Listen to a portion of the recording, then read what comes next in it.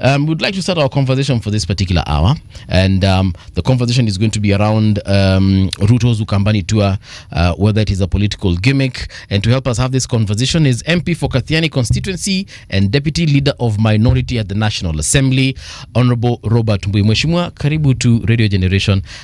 We're glad that you could make time to be here with us. Yeah, thank you, and sorry for coming late. Unajua mambo ya jam hii Nairobi. Yeah, next time I'll be coming in like half an hour before so that I'm here. Ndio usipatikane na traffic. Usipatikane na traffic. Right. Yeah, but karibu sana. Asante. We saw some drama in Parliament. I'll start with that question. We saw some drama in Parliament. Kindly enlighten us. What was that all about? Because we saw the Deputy Speaker, Honorable Boss Sholei, ejecting you from the House. Yeah, what had transpired? Yesterday afternoon, a supplementary order paper was brought to the House, basically introducing new business that had not been initially discussed. But that's okay. It's no more. It happens once in a while. But in that supplementary order paper, I noted that there was the government-owned enterprises bill was one of them. And it was going to the committee of the whole House. In essence, the part at which now laws are made, where members go through clause by clause of a bill so that they can make a decision whether to pass each clause or not. And during that period, normally is a time when members propose amendments. So I stood on a point of order and had asked that, because yesterday was also a difficult day for the House, because one, we had just passed the bill the day before, and so members had not had time to give amendments. I had certain amendments I wanted to propose. There was also the demise of our colleague, the Honorable Mohammed from Isiolo South, who had passed on the day before, and yesterday quite a number of members went to attend the funeral, including the substantive speaker. Also yesterday was the beginning of the celebrations for ODM at 20. And ODM is a parliamentary party which has quite a number of members in the House. So I requested that that particular order be stood down up to next week on Tuesday. And the Speaker said she would make a decision. She never did. She proceeded with business as usual. But then towards the tail end, after now the committee of the whole House, now the House was reconstituted again so that now she could start putting the question on the debate. I pressed my intervention button to draw attention because I wanted to rise on a point of order or standing order 35 to draw the attention of the Speaker that there was not enough members in the House. At that time we were a handful, about 20 members were in the House. So I was raising... And what's the quorum that is required? Yes, quorum is 50. Okay. So I wanted to draw the attention of, the Speaker cannot see whether there's quorum or not. Even if there's only one person, the Speaker will continue. So it has to be a member that draws the Speaker's attention to the fact that the House is not properly constituted for us to be putting such important questions. Mheshimiwa, what do you mean even if there's one person the Speaker can't see? The standing orders do not allow the Speaker to see that there are few people. It's got to be a member that draws the attention of the Speaker. So sometimes business can be conducted when there's just 1, 2, 3, 4, 5 members. It's okay. But as long as a member stands on their place and says that we do not have quorum, then the Speaker is compelled to stop the proceedings until we raise a quorum to proceed or stop the proceedings of the day. So I pressed my intervention button. The Speaker did not observe. I then raised my hand and drew her attention because I now was saying point of order, Madam Speaker. She ignored. And then she stood to put the question. So I stood up because when you stand and she's standing, then obviously that will mean that there's something, it's disorderly. So the House can't proceed under those circumstances. And she completely ignored me and continued with business as usual as if I'm not there. Members stood up, almost 10 other members stood up in support and were saying there's no quorum. We're all shouting there's no quorum, there's no quorum, there's no quorum. You see, the solution to no quorum is stop the proceedings, ring the quorum bell, then give members a chance to either come to the House or you raise the numbers. If you cannot manage the numbers, stop the business because that's a law. But she proceeded. So I decided now, because I was being ignored. So then, the business of the House cannot continue and the mess is in its place. So I decided maybe if I remove the mess from its place. What role does the mess play? The mess is a symbolic, is a symbol of the authority of the House. So when it's sitting in wherever it is, then you can proceed with business. So if you remove the mace, you can now not proceed with You don't proceed with business. So I was just it's just a symbolic. So I now made an attempt to remove it from its place so that we can stop this. After all, the proceedings were illegal in my opinion. Yes. There was no quorum and the speaker was refusing to allow me. Yes. So on the basis of that, of course, she threw me out, which I think is I think her misconduct. Even if I'm disorderly because I removed the mace, but it was subject to her misconduct for refusing to allow a member to rise on a point of order. So did the business continue? Can you imagine even when the mess was in my hand, they were still continuing with business. So it's basically everything she did yesterday afternoon is totally illegal. So what happens in this case? You're saying it's illegal. So now what happens? Now what happens is that I'm sure someone will go to court if any of those bills are passed and they'll challenge them. I mean, the legality of those, and it was on national TV. So I think we have to redo those bills again, do those questions again, and I think that will be in good order. I'm certain the substantive speaker is likely to do that. Yeah. When the house is properly constituted, he will put the question at the right time, and members will make a decision one way or the other. Unfortunately, I've been thrown out for a number of days, so maybe when they are now passing it down 5 days, so that means the whole of next week. So then that means I will not be there to help make the decision. Okay. Yeah, but that's what happened. What is the issue with this particular bill?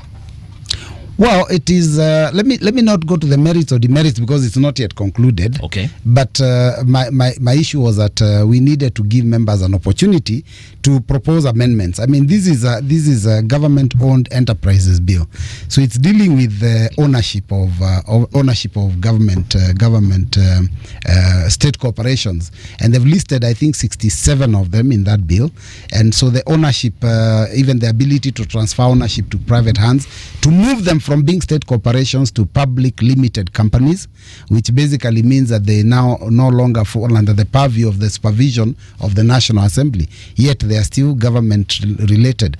And of course, so for me, there are several questions we have about these bills, but the issue is not even the merits or demerits. I think the real issue is that the House is not being conducted in an orderly manner. Okay. And members have to be given an opportunity. You know, sometimes they say that in democracy, let the majority have their way, but let the minority have their say. Now what's happening is that the minority say is also not being allowed.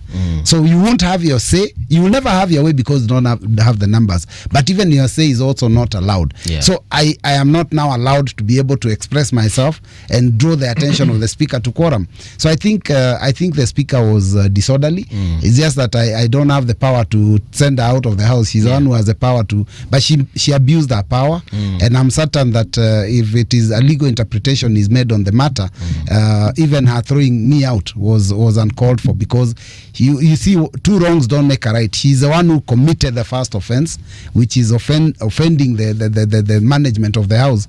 So even if I did touch the mace, mine was drawn as a result and as a reaction to hers. You know, so I know I am wrong. I know that it is not allowed. Yeah. But then what recourse did I have? Do I sit in the house and keep shouting and business is going on, and state corporations are given out to private hands and I cannot say anything? So I had to do something, and I will keep doing that. Even they keep throwing me out, they can't throw me out forever anyway, because legally I'm elected to be in that house, and the deputy speaker has no right over my being in that house. And even this question of sending people out, we are going to have to interpret it properly. Yes. And we might need to get an opinion, and a legal opinion as to what rights does a speaker have if they themselves breach the law. Yes. To now punish somebody for another breach, which is subsequent to theirs. Because if I just went and took the mess for the sake of it, but I'm doing it so that I can protect the integrity of the house. The house cannot be conducting business with less than 20 members. And sure, let me tell you, finally, we left. And when I left, about another 10 members left. We were about 20. So what it means that about 10 members remained. And they proceeded to conduct business of the National Assembly on behalf of the people of Kenya. I'm actually thinking, wondering, to what end? I think at the end of the day, what happens, and this is now the reality. I think sometimes is influence from the executive. They want things fast tracked because the more you discuss some of these things, the more things come out. Like, for example, I had a similar issue, but that day I wasn't in Parliament when pipeline debate was brought. It was also brought in through a supplementary order paper, and I rushed to the House. By the time I got to the House, in 24 minutes time, it had been debated and passed. 24 minutes. And the sale of Kenya Pipeline Corporation in 24 minutes. How many members were there at the time? I wasn't in the House, but I hear again there was a problem. There was no quorum. The question was put with about 20 members. So this is something that's becoming a problem in this country. And you know what? Kenya Pipeline is being sold. The valuation, even the report of the committee indicates that the valuation is not done. So how do you allow a sale without a valuation?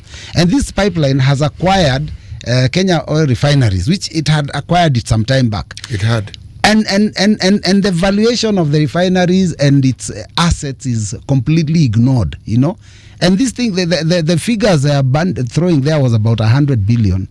And honestly, the total value of this thing would be closer to $1 trillion, Yeah. So unfortunately, that's what is happening. So what happens is that things are rushed through. When members are not many in the House, and then once it's passed through, it becomes law.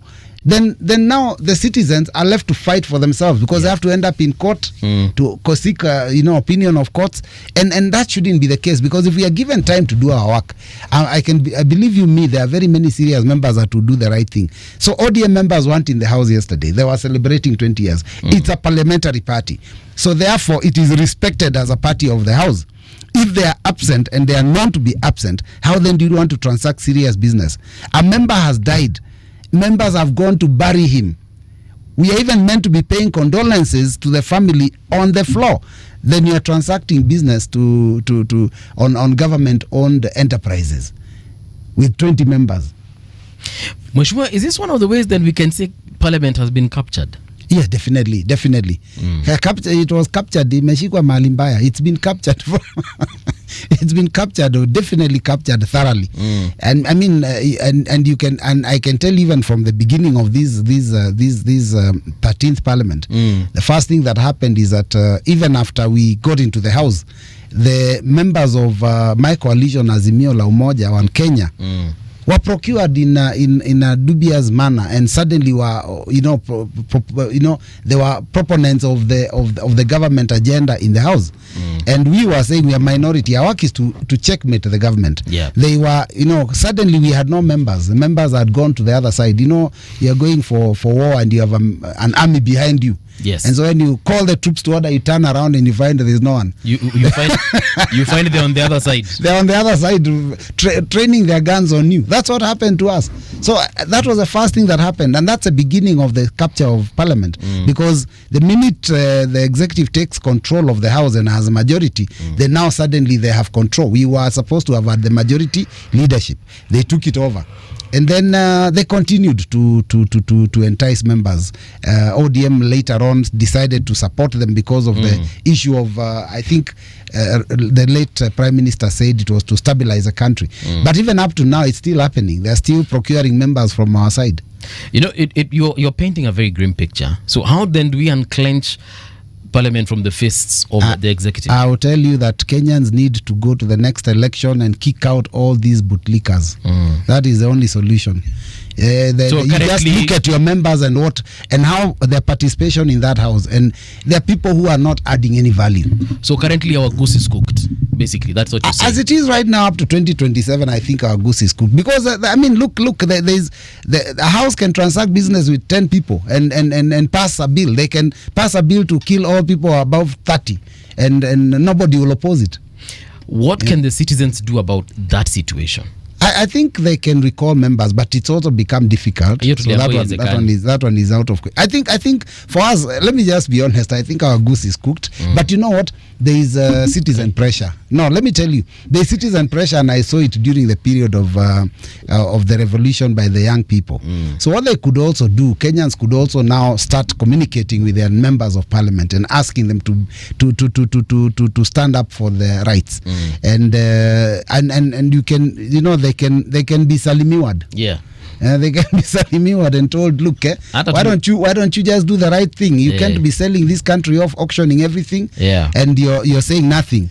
Ilisemekana mutatembelewa kwa manyumba zenu. Sijui kama bado mnatembelewa. No, they're welcome to come to my house, and I'll account for every action. Yes. By the way, can I say that when you're elected, you're actually answerable to the people that elect you. Very true. It's only Ruto who thinks that when you're elected, you become the boss. Otherwise, the rest of us know when you're elected, you become a servant of those people. Right. So I would be I would welcome any visit, and they come and ask me. I'll account for my actions. I'll account for everything I've done, because that's what leadership is about. You're not given the leadership position so that you can lord it over people. You're given that position so that you can be first among equals, help to come up with ideas and proposals that would drive the community forward. So if they ask you what have you done, you should be able to answer. And why didn't you? Then you should also be able to answer. So I think maybe they should visit us. Yeah. And we answer for ourselves. Now wale wanapitisha those who are throwing me out like the deputy speaker, they deserve more salams than anyone else. Are you sending troops there?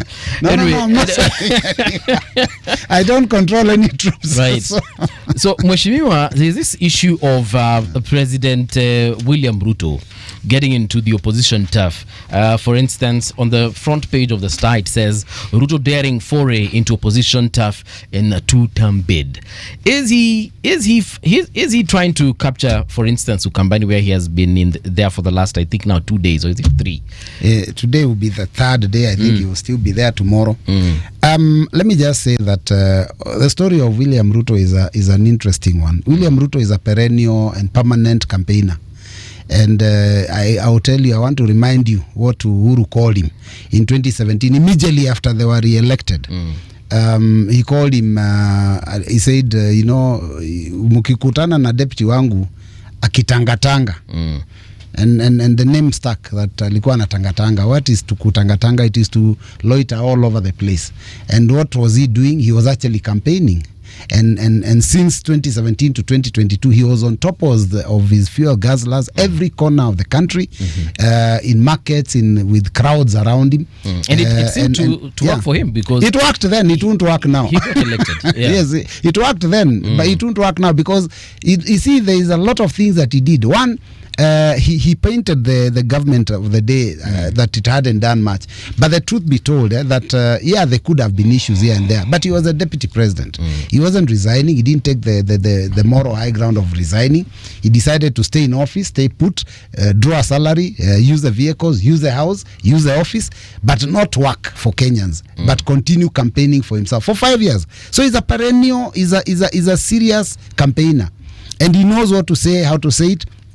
The only thing is that he doesn't mean what he says. He will say all the good things that people want to hear, and at the end of the day, they come to nothing. You heard that when he was in Makueni, he was questioned a little bit about the promises he had given, and he got very cross, and in fact told off one of the MCAs and said, huyu ni MCA ana amesahau mimi ni rais.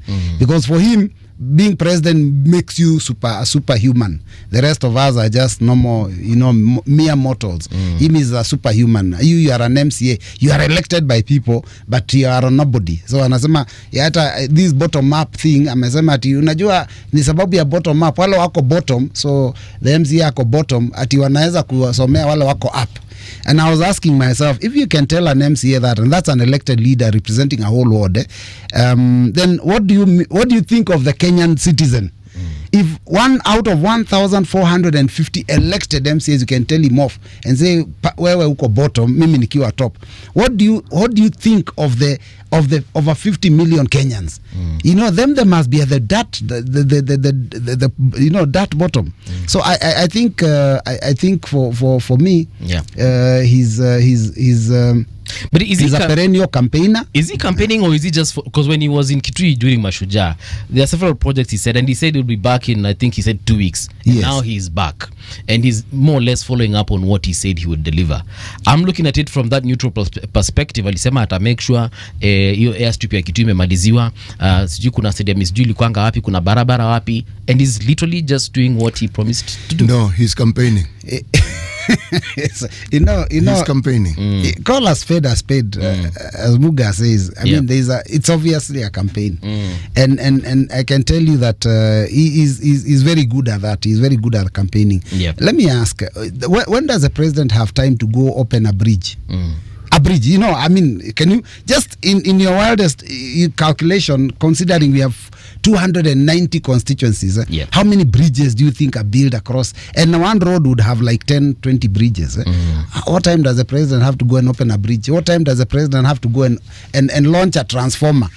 I mean, this president, when he's doing these things, there is so many things that he needs to do in his office. He needs to sit in his office and figure out how to sort out the matter of capitation for our secondary schools. Our children are not getting, you know, they're being chased out of secondary schools because there's no money. He's not dealing with that. Shah has had issues, even though he was painting it like it's very rosy. But the fact is, up to now, even the headlines a day or two ago are still talking about the millions being lost under the program of Shah. Our bishops are complaining. You saw them complain about non-payment for. In fact, they are closing some of their facilities because of that. But instead of dealing with the most important social issues, which is education and health, he's out there looking at opening a bridge. He's out there launching a transformer. And insulting leaders. In fact, I can tell you, his Ukambani tour may have been successful. Had he targeted what he will go and launch, and been very careful what he says, and make sure that the soft things are sorted out, education and health. But what he did is these things aren't sorted out. The parents that are in that meeting know that their children can't go to school because there's no money. The parents that are there know that when their people are sick and they go to a hospital, there are problems because Shah has some complications. But he's there telling them that he's done all this for them, and then to crown it all, he insults their local leaders, and he says they have no brains. I've been trying to analyze a human being without a brain. Did he actually say they have no brains? He did. He said they have no brains. Awana akili. You know, awana akili means they have no brain. As in between the ears, there is absolutely nothing. No, akili means wisdom, not brain. Brain ni ubongo. Lakini alisema hivyo. So the point is alisema hivyo. No. Akili is wisdom, knowledge. Ubongo is the brain. Ukiambiwa tumia akili unaambia it means be wise. Use your brain to be wise. For heaven's sake. Makes sense. They're not saying that although the two are more or less the same, because I mean, yes, you have something but it's not working. But they are synonymous. Unajua Kenya tunasemanga, unfortunately that's where we are. Tunasemanga tumia akili. Kiswahili chetu si kama kile cha Tanzania. Maybe ungepatana na Mtanzania angekwambia tumia ubongo. Actually, the thing is this. We never say tumia ubongo. The reason why somebody will tell you kutumia akili ni matamshi yako. You say something that doesn't make sense, or something that they feel has not been given sufficient thought. So what are they referring to? It's not the functions of your brain, but the manifestations of it, which now represent whether you know what you're talking about or not. Kwa ufupi naambia wacha kuwa mjinga. Okay? Because I would say wisdom is maarifa. But anyway. No, you're being told, bwana, stop manifesting ujinga. That's essentially what you're being told. But it's not. It doesn't necessarily mean you have no brain. It just means that you have a tendency of being stupid and exhibiting it in public. That's even worse. But it doesn't change the fact that it's an insult. That's even worse. That's a worse insult. Actually, Mheshimiwa, you see the reason why I'm going into the details of this. The semantics of it. Yes, is for a simple reason. When you have a president who many people do not like, there is nothing that president will do which is considered good, by and large. When a president talks directly to an MCA in that manner, it points to something that I have to ask of other leaders who are elected. How many leaders are willing to be criticized? How many leaders are willing to go to a meeting and be told, mzee tukubaliane na wewe? The few political meetings I've ever attended, most political leaders in this country manage criticism really badly. Really badly. If the thugs associated with that particular politician don't manhandle you, okay? If that person is high enough, you'll probably be banned from ever attending any meeting. And you probably asked a very valid question. Or you'll be abducted. Yes. We are very impatient. Yes. Yeah. I mean, for instance, how many politicians do you know who actually conduct public participation? And in public participation, you will be asked some very interesting questions. Because we now have an educated public. Yeah. All these youngsters who finish university and don't have jobs, they're at home. And they read and they listen and they know. They will ask you pertinent questions. The response unauliza nani yuko basi unaona sasa. The president is manifesting a problem in that statement that we have with the political leadership. They're an impatient lot when it comes to being held accountable. They do not like being asked questions, which means they do not like to be held accountable. They don't like. It's our culture. Mkubwa sio mtu wa kuuliza maswali. And he said actually Mkubwa is the very person we should be asking questions. That's true. Because we elected them to represent us, so we must ask. And even if the Mheshimiwa doesn't have a problem, the hang-ons will have a problem. Yeah. We have a situation where I see a president who is fighting for his life, if you ask me. Political life, that is. Everything that I'm hearing, he was onto a good thing with his hustler narrative. It was really good. Because he introduced an issue-based what? Campaign. Campaign, that's right. I may not have liked the manner in which he profiled people, the haves and the have-nots. But you see, that has come to bite him. Because he himself has demonstrated quite adequately that he's in the group of the haves. So his own narrative has turned against him. His own narrative, nobody else's narrative. But it was a good narrative because it pointed to the need for us to look at the issues that involve young people who are 70% of our population. It did. But now again it catches up because the question that is being asked is the party that is in power and the people around them, what have you done to demonstrate that you actually have a plan to look after the interests of this 70%? Because they're the ones who actually need most of the help. People who are my age need help, yeah, but not like those young people. Those fellas are just beginning their lives. They have the whole world ahead of them. What are these plans? When I listen to the people who call themselves the United Opposition, every once in a while, I hear Vision 2030. Every once in a while, I keep saying, you know, there has to be an economic structure which is explained in detail as to how it is you want to change everything that we are seeing. You can't change it with a statement. You can't change all that by saying we'll change policy. You don't need to. We have enough policies. When you have what Mheshimiwa Mbui is referring to with regards to him being ousted out of Parliament, that isn't the problem, but it is a manifestation of a certain level of desperation. Because if you want to rule by fiat, you change the laws. So you will not be breaking any law. All you'll be doing is going by the law that is. The law may be repressive, but it will be the law. Maybe because Mheshimiwa is in the United Opposition, that question that you've asked is valid in terms of what is the agenda of the opposition towards capturing power and helping the people of Kenya. Let me begin by saying that a lot of times, and Kenyans are tired of these promises. A lot of times during campaign, people will promise all sorts of things. I mean, William Ruto is an expert at promises. He told us he'll bring us all the way from the bottom to the top. Mama Mboga will have supermarkets, border borders will have matatus. That's a kind of narrative he came with. Yeah. And of course, like Stia said, the issue of having a division. He's always profiling and creating division. It is us versus them, and then it was hustlers versus dynasties. What we've noticed is that already is trying to get anyone who's anywhere near being a dynasty to his side, and of course at the expense of the hustler that he said he's going to work with. But I think for us as the United Opposition, we want to go easy on the issue of promises. I think Kenya, like he says, has a lot of solutions. Why don't we just implement our constitutional framework? That by itself will move Kenya to another level. And in our constitution, we have all these, human rights that are already not being respected. As we speak today, one of the reasons why the current regime is not sitting pretty is because of their fight against the youth of this country. In 2024, last year, they stormed Parliament and threw us out. You should have seen members running helter-skelter, running away from their own children because of the mess that we were causing and the kind of bills we were passing.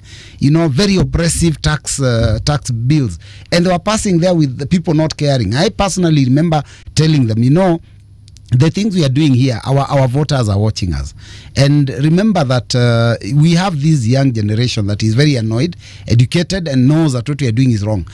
If now they get out to the streets, how will we handle them? Because previously, Raila and Kalonzo were the ones that were calling us to the streets. And if things were to get bad, you could call Raila as they did. And Raila said, okay, let's tone it down. They could call Kalonzo and they can agree that we tone it down. But with the young generation, I told them in the house that there is no one to call. They have no leader. They have no tribe. They are formless. How will you call if you mess up? So let us not make laws that are oppressive to this nature. And they didn't listen to me. They said Mbui is always opposing. Sure enough, the young men and women came to the house. You should have seen them run, helter-skelter. So I think what Kenya requires now is the implementation of our constitution. Bill of Rights, respect the rule of law. How many things do we pass that are being passed against the law? Like what happened yesterday, that was against the law.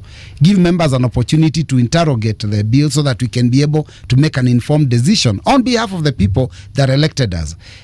Don't do things for the sake of the executive.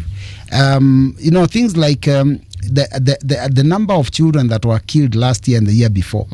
And then every day there's always a commission, another commission, a plan, Yet up to now, I want to tell you the tragedy is not even those that were killed and were buried, because their parents at least had some closure. I think there are tens and tens of young Kenyans that disappeared during that period. The parents don't know whether they're dead or alive. So you can imagine that kind of putting people in that kind of situation. So I think the big problem we have as a country is just implementation of what is in existence.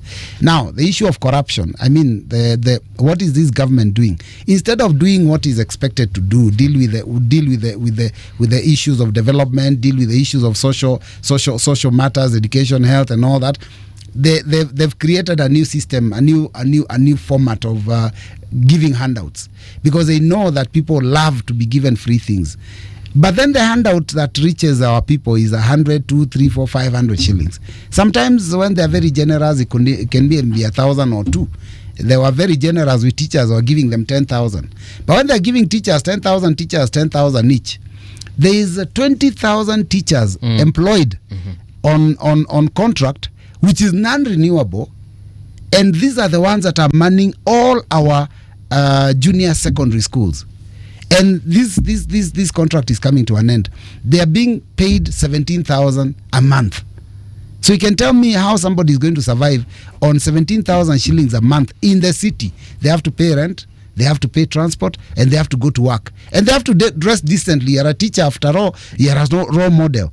Now, that is all happening, but instead of sorting out these, we are giving handouts. So this is a regime that I think I can say this, that the united opposition just needs to stop doing the bad things. It still needs to stop the bad manners of the Kenya Kwanza regime, and Kenya will be back in the right direction. We don't even need to do anything new.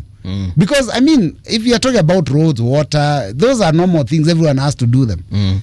Everybody has to work on roads, everybody has to work on water, distribution, electricity. These are normal things. So for someone to stand in the podium and say, when you elect me, and kikisha kuna stima, kwani who can be elected and not want to provide electricity? So some things are so basic. If we just implement our constitution and have the right frame of mind when we are doing this, that will help the country. And I tell you, the most important thing is to have a leadership that has a proven track record, people that are not riddled with scandals, so that at least Kenyans can see there is hope at the end of it. There are people here who are not they're not busy lining up their pockets. Because what's happening today, they steal $1 billion, they share $1 million.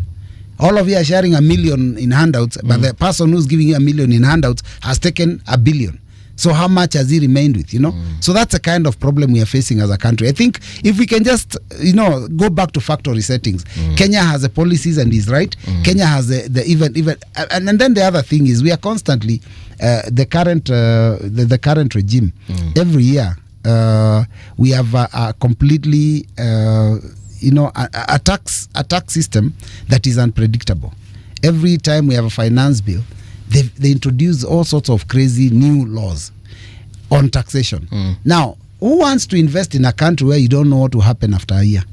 Because every time we have a finance bill, there's a fight, even as we complain. Because we tell them, if once you come up with laws, think through them, and once you've set them up, let them run for the period that you're in office. But you cannot be changing the laws every year. You put VAT, you remove VAT, you add excise duty, you do every year. So if you're doing business in Kenya, you don't know what taxes you'll be paying next year. So you don't know whether they would could do a tax regime. Why do they do that? Wipe away. I don't know. I know why they do that. Why is that? They're at the behest of these Bretton Woods institutions. The other day here, we were reading about some billions, 96 billion or so, that has been withheld by one of these institutions because we have not met certain tax obligations that we said we would meet. You see, IMF, whether it's IMF or World Bank, they have this love for something they call austerity measures. It is the most nonsensical approach to an economic solution that you can ever come across. It doesn't work.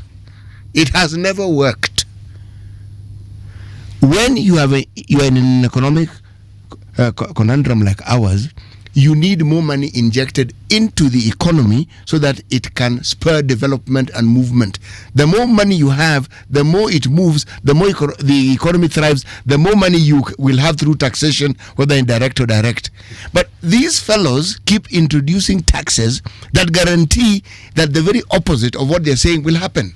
Because the moment you introduce new taxes, economic activity starts slowing down. Even the money that people have, they're afraid to spend. So what then have you achieved with the austerity measures? Now, on this note, I do not blame this government. They are dealing with the ills of the Uhuru government because the 6 trillion that the Uhuru government borrowed, most of that debt is coming due now. So when you have a government that is paying something like 1.3 trillion a year, we know what we collect. How much money do we have left? They more or less have to borrow. Problem is the same habits we had with the Uhuru government, where you borrow but you don't take the money to where it's intended. So we have a problem. So this can is just being kicked down the road. The austerity measures that we speak of, if you look at the Kibaki era, Kibaki, who understood these things well, he first stopped any economic activity. He said, we are not going to do any new development. Tunangalia na hii. He spent a whole year sorting out mambo ya collection na nini. When a president says you have free education, what he has actually done, he has freed up money that parents would ordinarily spend. They now have the money. Then he made it possible for people who are earning salaries to borrow. We didn't have that before. The magic was people now had money. When you spend more, whoever is producing can manufacture more. Economic activities tend to increase and you end up collecting more and more. Uhuru tried the same thing during the COVID period, 2020, 2021. Yeah, economic stimulus. It worked. Now, this is the complete opposite. How on earth do you expect it's going to work? All right, fair enough. Mheshimiwa, we're coming to the end of this conversation, but before we let you leave, perhaps a parting shot. Ukambani ni kama wameenda pande ya Ruto ama Ukambani bado wako kwa Ukambani wako wapi? You should be doing comedy, no? Ukambani pande ya Ruto, that would be the biggest joke. The people that Ruto is talking to there are also as enlightened as the rest of Kenyans. You go to any market in this region and you just stop and you say Harambe, they will tell you one term. And it's not because Ruto is a bad person. It's just because leadership has not demonstrated the ability to take the country where we would have wanted the country taken. And so basically the tour he's doing is a perception issue. You want to show that he has a lot of people, but I tell you what, all these crowds are ferried and they are paid. All these people you see in those meetings are ferried from different places and they are paid. Because you look at the population of a certain place. I mean, there are simple things. If you go to some of those areas and everybody in that village was to come out, there will probably be about 1,000 people. So where do you get 10,000 from?